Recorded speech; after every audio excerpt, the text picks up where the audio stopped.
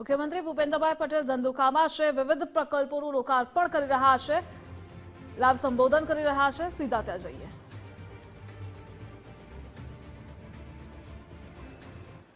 ધંધુકા નગરને એક જ દિવસમાં આજે 246 કરોડ રૂપિયાના વિકાસ કામોની ભેટ આપીને આજે વિકાસ ઉત્સવની શરૂઆત નવા વર્ષની કરી છે।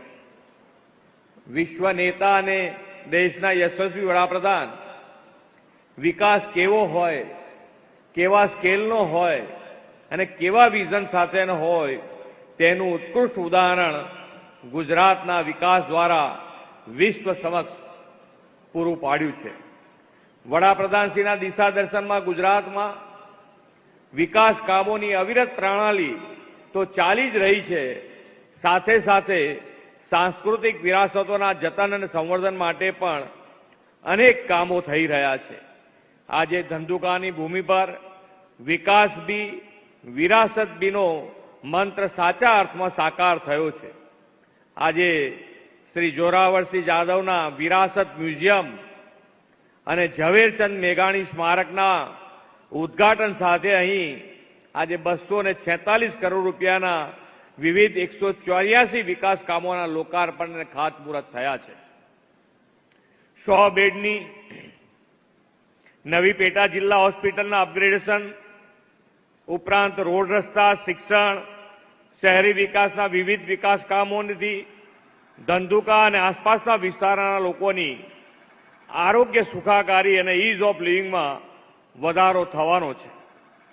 એક સમયે સ્થિતિ એવી હતી કે ગંભીર બીમારીઓની સારવાર માટે લોકોએ મુખ્ય મથકોએ જવું પડતું હતું, પણ આદરણીય મોદી સાહેબે રાજ્યમાં એવા સુદૃઢ મેડિકલ ઇન્ફ્રાસ્ટ્રક્ચરનું નિર્માણ કર્યું કે આજે છેવાડાના ગામડાઓમાં પણ લોકોને આરોગ્ય સુવિધા મળતી થઈ છે। આધુનિક સુવિધાઓથી સુસજ્જ હોસ્પિટલો કાર્યરત બની છે। વડાપ્રધાનશ્રીની વિઝનરી લીડરશીપના પરિણામે મજબૂત રોડ ઇન્ફ્રાસ્ટ્રક્ચર અને જ્યોતિર્ગ્રામ યોજનાથી 24 કલાક 3 ફેઝ વીજળી જેવી પાયાની સુવિધાના પરિણામે રાજ્યના છેવાડાના વિસ્તારો સુધી ઉત્તમ આરોગ્ય સુવિધાઓ પહોંચી છે।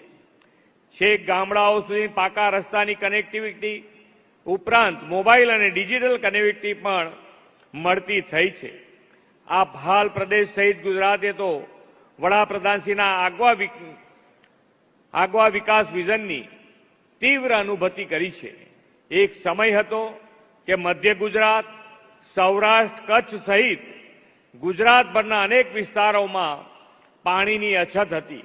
આ ધંધુકા વિસ્તારમાં તો પાણીની એક તીવ્ર તંગી હતી કે કહેવત પડી ગઈ હતી કે દીકરીને બંદૂકે દેવી પણ ધંધુકે ન દેવી।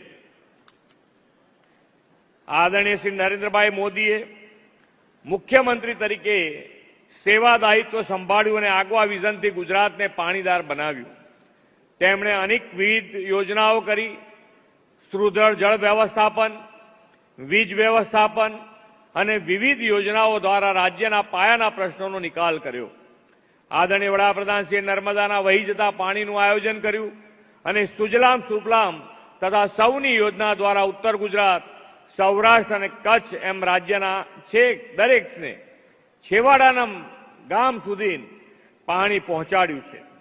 69,000 કિલોમીટરનું વિશાળ કેનાલ નેટવર્ક ઊભું કર્યું અને ખેતરે ખેતરે સિંચાઈ દ્વારા ખેતી માટે તેમના દિશાદર્શનમાં પાણી પહોંચ્યું છે। ગુજરાતમાં શહેરી વિકાસ, પબ્લિક ઇન્ફ્રાસ્ટ્રક્ચર, શિક્ષણ, સ્વાસ્થ્ય એમ ત્રણેય દરેક ક્ષેત્રે આદરણીય મોદી સાહેબની વિઝનરી લીડરશીપની કાંતિ આવી છે અને ગુજરાત આજે સર્વાંગી વિકાસનું રોલ મોડેલ બન્યું છે। ધંધુકાને મળેલા વિકાસના કામો શ્રી નરેન્દ્રભાઈએ આપેલી પ્રો પીપલ ગવર્નન્સની કાર્ય સંસ્કૃતિ સાકાર કરે છે। આદરણીય મોદી સાહેબ એવા વિઝનરી લીડર છે કે જે આવતીકાલની સમસ્યાઓનું સમાધાન આજે શોધી કાઢે છે। તેમણે વડાપ્રધાન પદનું સેવા દાયિત્વ સંભાળતાની સાથે આખા દેશમાં સ્વચ્છતા માટે ઝુંબેશ ઉપાડી। તેનાથી આજે સ્વચ્છતા આપણે સૌનો સ્વભાવ બની ગયો છે।